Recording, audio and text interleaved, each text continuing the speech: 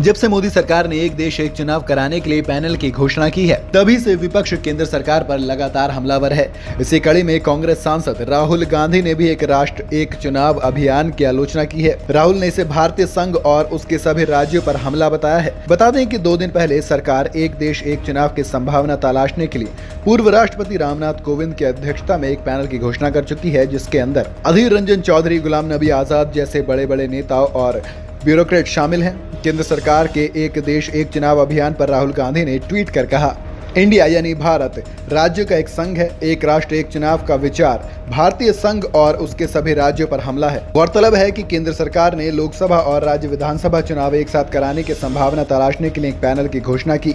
पूर्व राष्ट्रपति रामनाथ कोविंद की अध्यक्षता वाली समिति में केंद्रीय गृह मंत्री अमित शाह, कांग्रेस के लोकसभा नेता अधीर रंजन चौधरी, पूर्व विपक्ष के नेता राज्यसभा गुलाम नबी आजाद, 15वें वित्त आयोग के पूर्व अध्यक्ष एन.के. सिंह, पूर्व लोकसभा महासचिव सुभाष कश्यप, पैनल में वरिष्ठ वकील हरीश साल्वे और पूर्व मुख्य सतर्कता आयुक्त संजय कोठारी को भी शामिल किया गया है।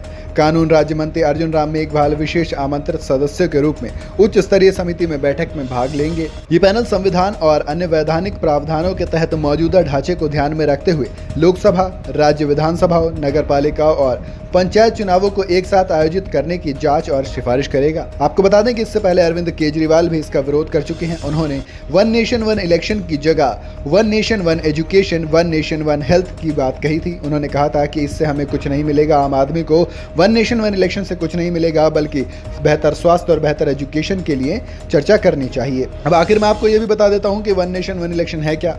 दरअसल केंद्र सरकार ने पूरे देश में विधानसभा यानी कि वो चुनाव जो राज्यों में होते हैं और लोकसभा यानी कि जिससे प्रधानमंत्री चुना जाता है, इन दोनों चुनावों को एक साथ कराने को लेकर एक कमेटी गठित की, जिसमें सत्ता पक्ष और विपक्ष दोनों के नेता शामिल हैं। इसके अलावा पूर्व वकील सीवीसी संजय कोठारी जैसे लोग शामिल हैं।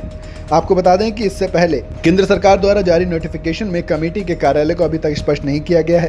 पीएम मोदी ने साल 2018 में एक सभा में संबोधित करते हुए वन नेशन वन इलेक्शन के सपोर्ट में एक तर्क दिया था। उन्होंने कहा था कि लगातार चुनाव से न सिर्फ मानव संसाधन पर अत्यधिक बोझ पड़ता है, बल्कि चुनाव आचार संहिता लागू हो जाने से इन विकास कार्यों को पूरा करने की प्रक्रिया भी बाधित होती है।